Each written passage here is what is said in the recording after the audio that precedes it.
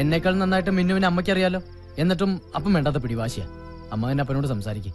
ഇക്കാര്യത്തിൽ അപ്പനത് ഒറ്റ അഭിപ്രായമുള്ളൂ. അത് നടക്കില്ല, സമ്മതിക്കില്ല. അപ്പം ഭാഷയിലാണെങ്കിലേ ഞാനും ഭാഷ. ലക്ഷ്മി, നീ അവനൊന്ന് പറഞ്ഞു മനസ്സിലാക്ക്. ഇവനെയല്ലേ പഠിപ്പിക്കേണ്ടത്. എന്തായാലും എന്റെ മോൻ കൊട്ടാരത്തിലെ അടിച്ചു കളിക്കാരുടെ പിന്നാലെ ഒന്നും പോയില്ലല്ലോ. ഞാനിപ്പോ ഇങ്ങോട്ട് വന്നത് അതൊന്നും ചോദിക്കാനല്ല, എല്ലാം എനിക്കറിയാം. നിനക്ക് എന്തറിയാന്നാ? അങ്ങനെയാണെങ്കിൽ എനിക്ക് നിന്നെ കുറിച്ച് ചിലത് പറയാനുണ്ട്.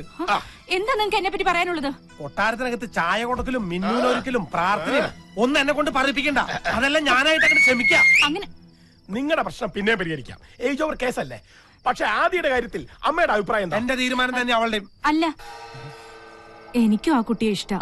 മതി, എനിക്ക് അമ്മയുടെ സപ്പോർട്ടുണ്ടായ അതന്നെ. ഇവരെന്തു പറഞ്ഞാലും പിന്താകാൻ നീണ്ടല്ലോ.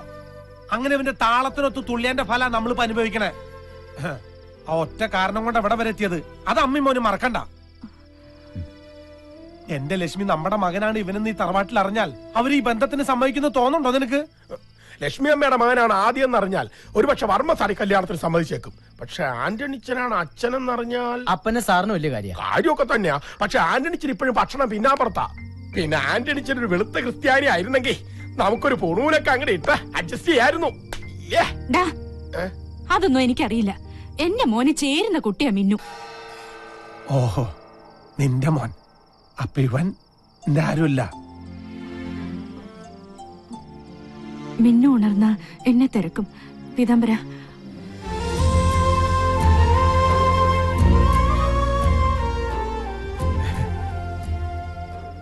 ഇപ്പൊ അമ്മയും മകനും ഒറ്റക്കെട്ടായി.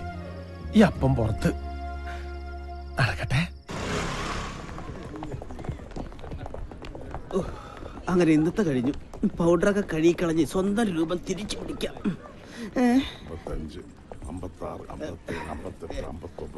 മൊത്തം ഇങ്ങ് തന്നോളൂ. കാക്കേ ഞാൻ ഇറങ്ങി, നീ വീട്ടിലേക്ക് പോക്കൂ. അല്ല, നമ്മുടെ എൻഡിൻ ചെയ്യുമ്പം ഇതുവരെ ഇറങ്ങിയിട്ടില്ലേ? ഓ എന്റെ വയ്ക്കത്തപ്പാ, ഇപ്പൊ മനസ്സിലായി. എന്താടാ തേണ്ടി ആദ്യം പറയാത്തത്? ഇതെങ്ങാനും അമിന്നു മോൾ അറിഞ്ഞാൽ അന്ന് തന്നെ ആ തറവാട്ടിൽ അടിച്ചു പുറത്താക്കും. അതോർത്ത് സാറ് വിഷമിക്കണ്ട, അവരിപ്പോഴും കറങ്ങൂല. അല്ല സാറേ, രണ്ടുപേരും ഈയിടെയായിട്ട് ഭയങ്കര ഡിസ്കഷനിലാണ്. എന്താ? അല്ല, ഡിസ്കസ് ചെയ്ത് നമ്മുടെ മിന്നു മേഡത്തിനെ ആദ്യം സാർ അടിച്ചിട്ട് പോകോ? മിന്നു മോളെ പറ്റി ഇനി ഒരു അക്ഷരം പറഞ്ഞാൽ അവൾ എന്റെ മോൻ രാഹുൽ കെട്ടാൻ പോണ പെണ്ണാ. മിന്നു, ഞാൻ പറയുന്നു കേക്കണ്ട. ആദിയുടെ പുരാണം നീ കേക്കണം. എന്റെ വീട്, അച്ഛൻ, അമ്മ. ഞാൻ പറഞ്ഞല്ലോ, കൊറേയൊക്കെ എനിക്കറിയാം. നിനക്കറിയാത്ത പലതും ഉണ്ട്. ഇനി എന്തെങ്കിലും കാരണം പറഞ്ഞു ഒഴിഞ്ഞു മാറാനാണെങ്കിൽ അങ്ങനെ ആയിക്കോ. ആദ്യമായിട്ട് എനിക്ക് തിരിച്ചു തന്ന സന്തോഷങ്ങളും സ്വപ്നങ്ങളും തിരിച്ചെടുക്കാനാണെങ്കിൽ എനിക്കൊന്നും കേക്കണ്ട.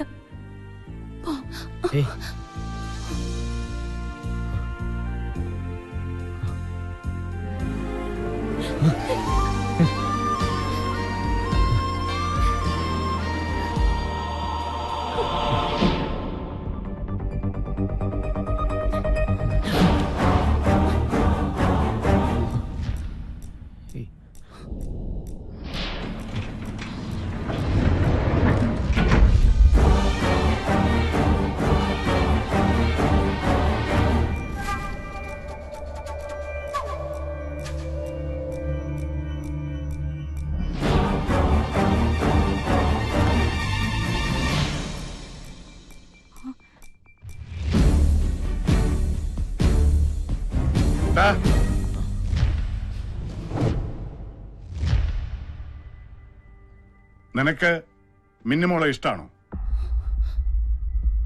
അതെ.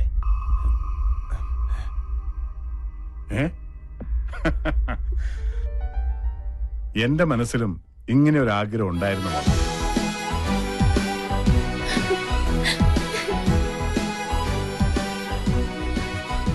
അളിയാ, പെങ്ങളെ ജീവിച്ചിരുന്നപ്പോ എനിക്ക് തന്ന വാക്കാ മിന്നുവിന്റെയും എന്റെ മകൻ രാഹുലിന്റെയും കല്യാണം. വാക്കല്ലി മാറ്റാൻ പറ്റും, നാക്ക് മാറ്റാൻ പറ്റില്ല. എന്തായി അറിയാ, ആദിത്യനും ലക്ഷ്മിയും വന്നതിന് ശേഷമാണ് നഷ്ടപ്പെട്ടു പോയ എന്റെ മോളുടെ കളിയും ചിരിയും എനിക്ക് തിരിച്ചു കിട്ടിയത്. എന്റെ മോളുടെ സന്തോഷമാണ് എനിക്ക് വലുത്. അതുകൊണ്ട് ഇവരുടെ കല്യാണം നടത്താൻ ഞാൻ തീരുമാനിച്ചു.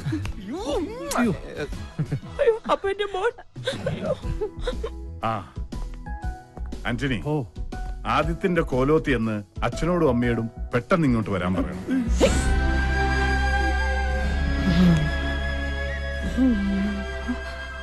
അന്നിങ് വന്നേ. അതെ, ഈ കല്യാണം കഴിഞ്ഞിട്ട് വേണം നമുക്ക് എത്രയും പെട്ടെന്ന് ഞാൻ പറഞ്ഞ കാര്യം തീരുമാനിക്കാൻ.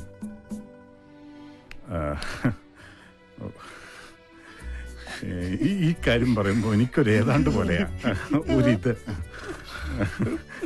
ഇത്തരം സന്ദർഭങ്ങളിലാണ് സിനിമയിൽ ഡ്യൂപ്ലിക്കേറ്റ് അച്ഛനെ അമ്മയെ ഇറക്കുമതി ചെയ്യാറ്. എന്റെ മോൻ ആശിച്ചതൊന്നും ഈ അപ്പ നടത്തി കൊടുക്കാതിരുന്നിട്ടില്ല. നീ പറഞ്ഞതുപോലെ ഞാനാണ് അവന്റെ അപ്പനെന്ന് അറിഞ്ഞ വേണ്ട,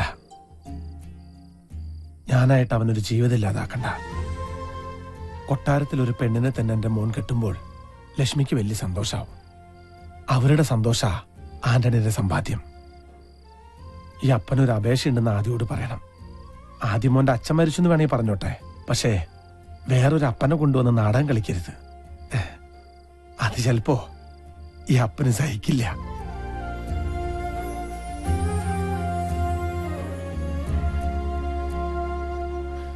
ഞാൻ തടഞ്ഞില്ല. തടഞ്ഞാലും ആന്റണിച്ച് നിൽക്കില്ല എന്ന് എനിക്കറിയാം.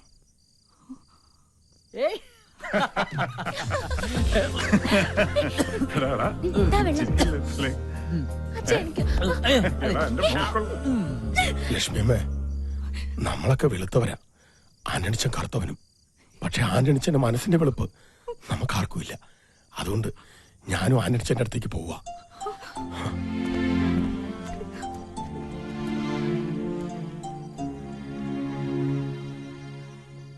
ലക്ഷ്മിയമ്മേ, ലക്ഷ്മിയമ്മ എന്നും എന്റെ ആദിയുടെ ഒപ്പം ഉണ്ടാവണം. എവിടേക്കും വിടില്ല ഞാൻ എന്റെ ലക്ഷ്മിയമ്മേ. ലക്ഷ്മിയമ്മേ, എന്താ പറ്റി? ഒന്നുമില്ല മോളെ, മോടെ സ്നേഹം കണ്ടപ്പോ. ഈ ലക്ഷ്മിയമ്മ എന്താ ഇങ്ങനെ കുട്ടികളെ പോലെ?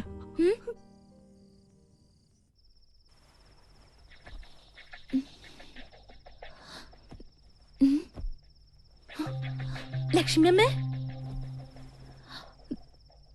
ലക്ഷ്മിയമ്മേ, അച്ഛാ, അച്ഛാ. നിങ്ങൾ രണ്ടുപേരും ഒന്നിച്ചല്ലേ ഇന്നലെ കിടന്നത്? രാത്രി ലക്ഷ്മിയമ്മ കുറെ കരയുന്നുണ്ടായിരുന്നു. അളിയാ, അളിയാ. ഓ, എന്താളിയാ?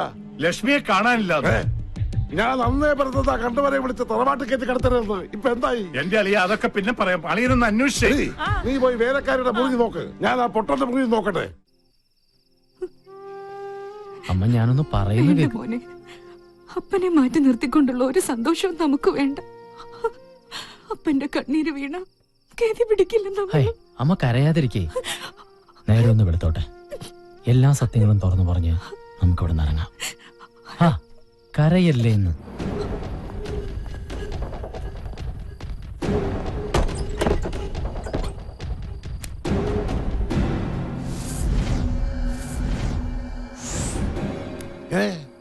പൊട്ടനെ കാണാനില്ലല്ലോ.